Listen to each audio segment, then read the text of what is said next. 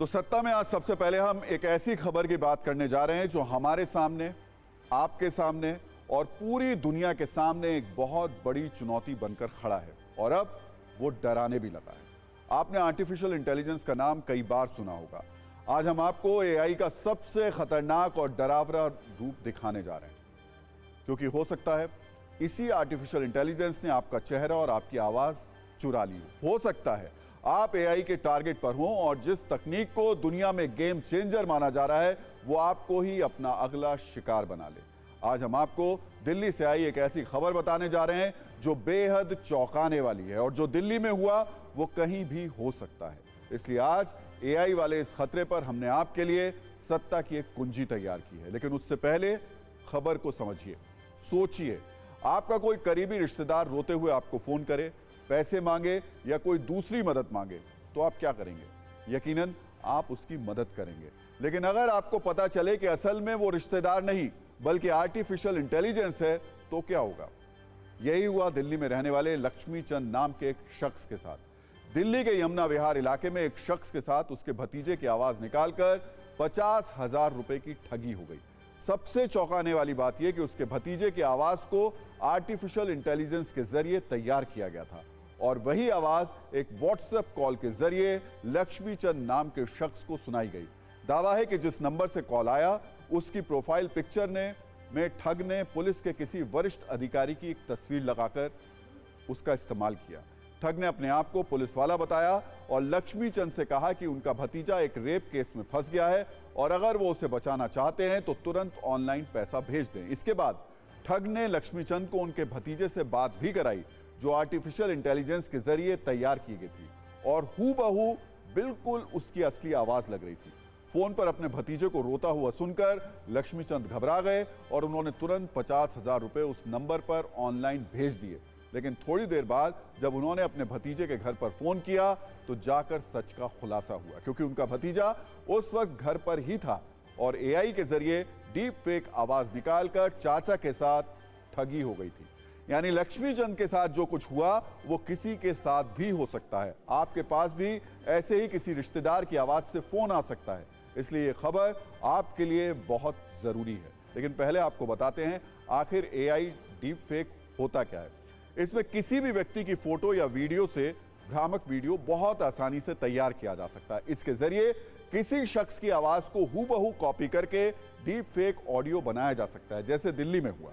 Fake video या audio इतना असली लगता है कि उसकी पहचान कर पाना बहुत मुश्किल होता है। यानी जिस एआई को एक उन्नत तकनीक के तौर पर देखा जा रहा है वही एआई आपको बहुत आसानी से अपने जाल में फंसा सकता है। सबसे पहले हम आपको दिल्ली की इस खबर पर एक 90 सेकंड की रील दिखाते हैं, फिर बताएंगे कि एआई वाले खतरे से आप कैसे बच सकते हैं।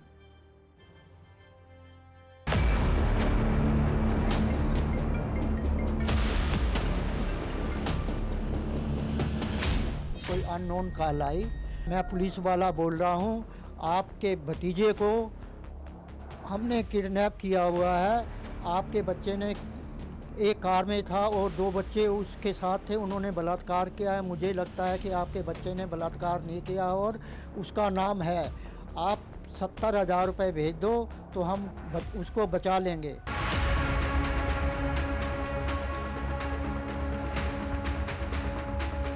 बच्चा बिल्कुल रोने लगा और उसने कहा कि अगर अंकल जी आप पैसे भेज दो नहीं तो मैं सुसाइड कर लूँगा। और सुसाइड के नाम पे मैं घबरा गया। घबराने से मैंने 50,000 रुपये भेज दिए और उन्होंने उसके बाद उसकी डिमांड जो है 2 लाख की।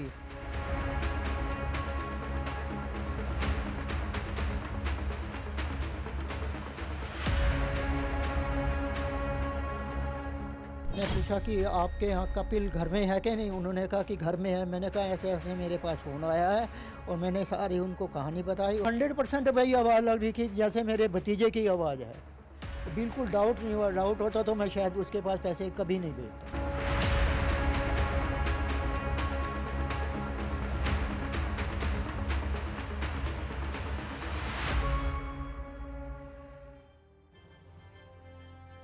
अब हम आपको आर्टिफिशियल इंटेलिजेंस के खतरे पर सत्ता की डिक्शनरी दिखाते हैं और समझाते हैं कि आखिर यह आर्टिफिशियल इंटेलिजेंस होता क्या है। दरअसल आर्टिफिशियल इंटेलिजेंस का मतलब होता है कृत्रिम और इंटेलिजेंस का अर्थ होता है बुद्धिमत्ता। यानी आसान भाषा में इसको समझें तो आर्टिफिशियल इंटेलिजेंस का मतलब है किसी मशीन या तकनीक के पास इंसान की तरह दिमाग आ जाना। मतलब वो मशीन जो इंसानों की तरह सोचे, इंसानों की तरह व्यवहार करे। आज हमने आपको एआई के खतरे से आगाह करने के लिए एक डेमो भी किया है।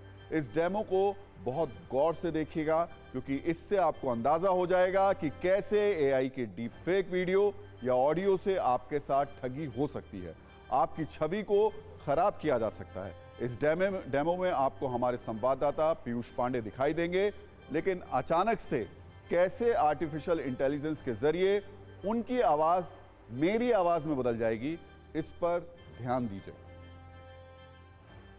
असल में डीप फेक है क्या, इसका एक लाइव उदाहरण मैं आपके सामने पेश करता हूं। मैं पीयूष पांडे हूं और ये मेरी आवाज है, लेकिन कुछ ही पलों में ये आवाज मेरे वरिष्ठ सहयोगी राहुल सिन्हा की आवाज में तब्दील हो जाएगी। अब शक्ल तो मेरी है लेकिन आवाज राहुल सिन्हा की है, तो आप समझ सकते हैं कि किस तरह से डीप फेक का उपयोग किया जाता है। मैंने आपको उदाहरण पेश किया ताकि आप समझ सकें कि हकीकत में डीप फेक है क्या। इस पे कई प्रकार हैं, जैसे चेहरा किसी का और आवाज किसी और की, शरीर किसी का और शक्ल किसी और की, या शक्ल किसी की और शरीर किसी और का, या फिर पूरे शरीर में एक अंग किसी और का। अब शक्ल भी मेरी है और आवाज भी मेरी है। हम आपको डराना नहीं, सिर्फ सावधान करना चाहते हैं, क्योंकि इसका दुरुपयोग कई तरीकों से किया जा सकता है और उसके बड़े खतरे हैं, जो न सिर्फ अफवाह, भ्रम या गलतफहमी फैलाने में, बल्कि किसी को बदनाम करने या फिर आपकी जेब काटने में भी डीप फेक का प्रयोग किया जा सकता है। और इस डेमो को देख करके आप हैरान परेशान हो गए होंगे, क्योंकि मेरे सहयोगी पीयूष पांडे अचानक बोलते बोलते उनकी आवाज बदली और उनकी आवाज की जगह मेरी आवाज आ गई थी। ये सब कुछ आर्टिफिशियल इंटेलिजेंस का खेल है। आप सोचिए, पीयूष की आवाज की जगह मेरी आवाज को रखा गया, लिप सिंक मैच करा दी गई। कोई कह नहीं सकता कि ये आवाज पीयूष की आवाज नहीं है, ऐसा लग रहा है जैसे मैं बोल रहा हूं, लेकिन हकीकत में ये सारा खेल आर्टिफिशियल इंटेलिजेंस का है। आपको याद होगा, हाल ही में एक्ट्रेस रश्मिका मंदाना का भी एक डीप फेक वीडियो वायरल हुआ था। इस वीडियो में किसी और महिला के शरीर पर रश्मिका का चेहरा लगा दिया गया और उसे सोशल मीडिया पर पोस्ट कर दिया गया। इस पर खुद रश्मिका मंदाना के साथ साथ कई सेलिब्रिटीज ने आपत्ति जताई थी और इस बात पर जोर दिया था कि इस तरीके की हरकत पर कानूनी एक्शन बहुत जरूरी है। और ये बात 100% सच भी है, क्योंकि आप ये जानकर हैरान हो जाएंगे कि भारत में वर्ष 2022 की तुलना में साल 2023 में डीप फेक वीडियो 350% बढ़ गए हैं। एक रिपोर्ट के मुताबिक 99% डीप फेक वीडियो में महिलाओं को ही टारगेट किया जाता है, उनकी छवि खराब की जाती है। उससे भी ज्यादा हैरानी की बात यह है कि इनमें से 81% वीडियो के कभी फैक्ट चेक नहीं किए जाते हैं, यानी उनको हमेशा हमेशा के लिए सही मान लिया जाता है और वो वीडियो वायरल होता रहता है।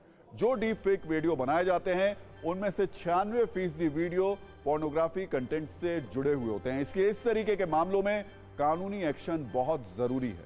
हालांकि भारत में कंप्यूटर और मशीन के जरिए गलत जानकारी फैलाने पर आईटी एक्ट के सेक्शन 66D के तहत 3 साल की सजा हो सकती है, लेकिन यह भी सच है कि इस पर और सख्त कानून बनाए जाने की आवश्यकता है। आज पीएम मोदी ने भी global partnership on artificial intelligence summit का उद्घाटन किया।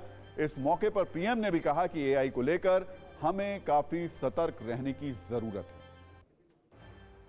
पूरी दुनिया में बहुत बड़ी डिबेट छिड़ी हुई है। इस डिबेट से पॉजिटिव और नेगेटिव हर प्रकार के एस्पेक्ट्स सामने आ रहे हैं। इसलिए इस समिट से जुड़े प्रत्येक देश पर बहुत बड़ा दायित्व है।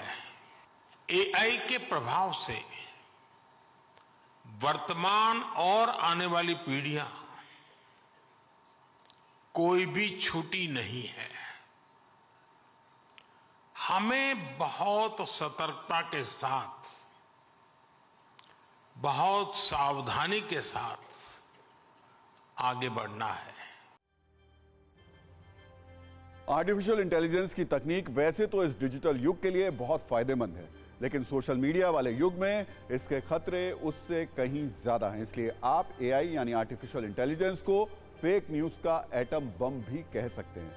मौजूदा वक्त में हाईटेक अपराधी जिस तरीके से एआई का इस्तेमाल कर रहे हैं, वो साइबर क्राइम को तेजी से बढ़ा रहा है। इसके अलावा महिलाओं के खिलाफ अपराध को भी एआई से बढ़ावा मिला है। फेक जानकारी फैलाने का खतरा बढ़ गया है। इतना ही नहीं, इसके जरिए सांप्रदायिक दंगे भड़काए जा सकते हैं और विद्रोह की स्थिति तक पैदा हो सकती है। लेकिन अगर सत्ता में हम आपको समस्या बता रहे हैं तो समाधान भी जरूर बताएंगे। आज हमने एआई के खतरे पर कई एक्सपर्ट से बात की। उन्हें गौर से सुनिएगा और समझिएगा इस खतरे से आप कैसे बच सकते हैं।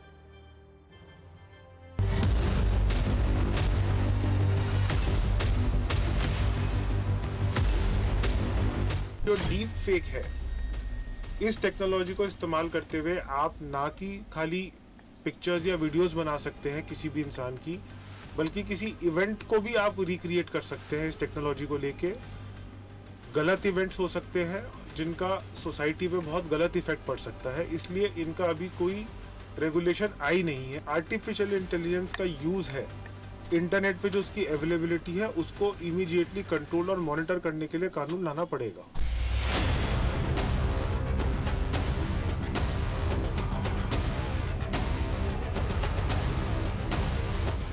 अब किस तरह के फ्रॉड्स हो रहे हैं। अब कुछ फ्रॉड्स होते हैं हमारे मोबाइल के अंदर एप्लीकेशंस डाल के, या फिर ऑनलाइन जो परमिशंस हम एप्लीकेशन इंस्टॉल करते हैं, वो एप्लीकेशंस को इंस्टॉल करते समय जो हम परमिशन दे देते हैं, वो परमिशंस हमें बहुत ध्यान से देनी चाहिए।